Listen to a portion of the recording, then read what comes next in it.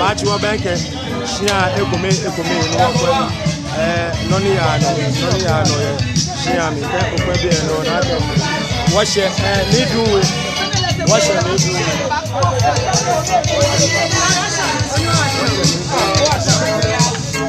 no wa ba bote ni duwe shia mi wo hye ni duwe kushia mi wo hye ni duwe kushia mi ko okwe bi no na ke abukutu ne ayi kutu ake asrani romo stay live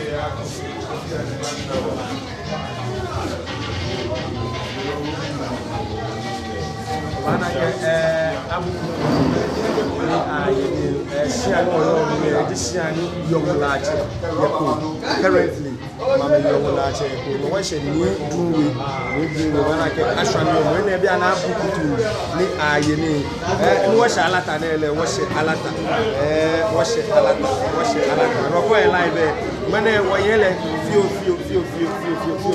edage FBI echi kombote kushia ekofe ko kusu ni sa ofia mo fe ne ke dibe na fio le ona na abu ne ke ake chonsu mo ni yo nyema te tu na yo ni eleke na so mo ni ka me ato currently wo ye ni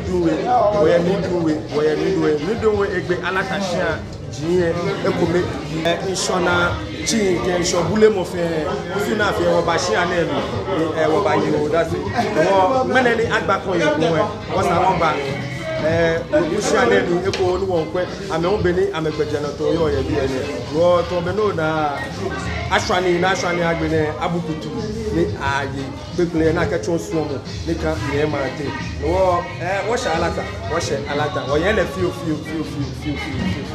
yani wo ye ni du we koko na ke lo no ji ni ka be ma okay wo lu pe ekome ba ka sa ni ko bi ene na ke wo lu pe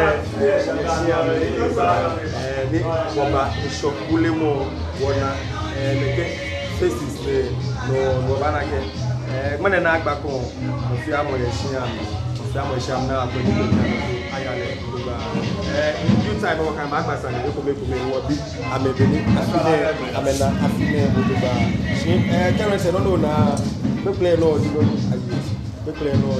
ayi o ko bi ero na ke yin do wa de che awa le no ede ko ti mu ma sa ko kle ba ka ko na e go na akene ayole skobe every year ayole skobe da fie skobe me bi na ayole o ke shele ke sani onye oye iko oni jomo ni yo mi ona na kan jomo no to be no na ko me agba ko ashani na ka jino no ashani agba ko ashani fe oh Filippo ya shiami lekelo ene kusungo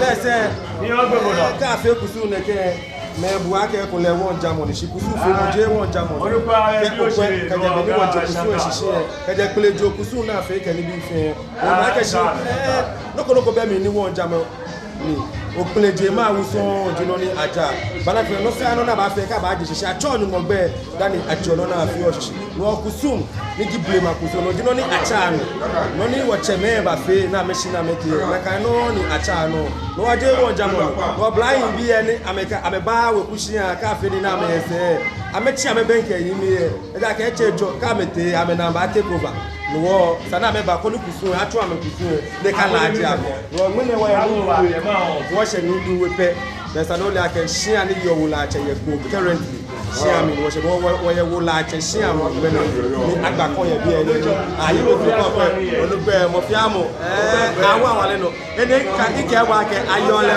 once a year ayole skome every year ayole skome be won ke ona ne ke sana oye no digba Filippo bayi ni kona ne ke sani oye no digba oye le ojugba ke ona ne ke sani oye no digba kona ne ke sani oye lo digba keke omi ese woke wo che pe ba gba Mi Kpone ke Makro TV. Ina ko oye ni e wa de eje. Oye ni e wa de eje. Bo na tu. Nye me pi Kpone ya Kpone TV no live, ya Facebook, ya YouTube. O fa no be. Ajo mi Nino. Ajo bu Nino. Mele mi aga ajo mi Abacha. Wona ke me na agba ko ye ko aswani wo hye ni ndu wewe kushi ami. Wona ke abole kutu ni aye pekule. Mini poten ke kusune na to ne echon. Kusune na ato ne echon e ko me fe mo ke so mo. Ni yo ni ndu we shi anemi.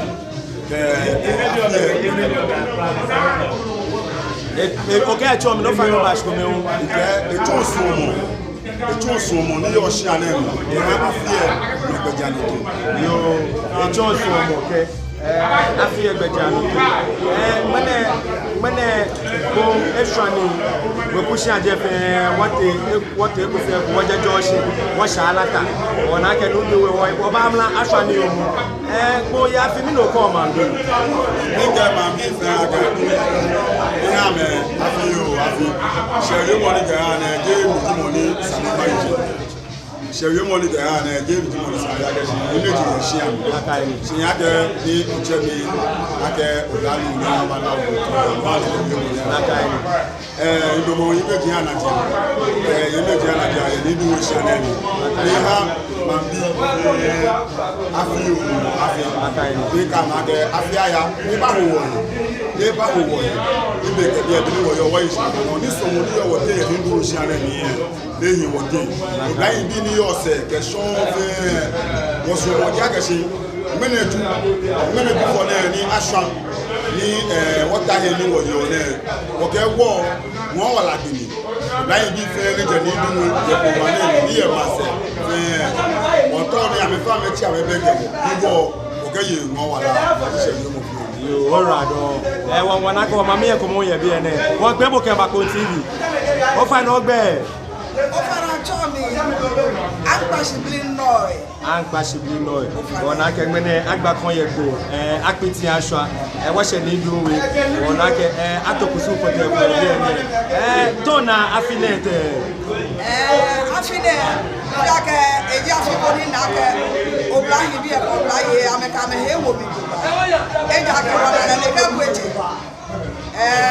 Mene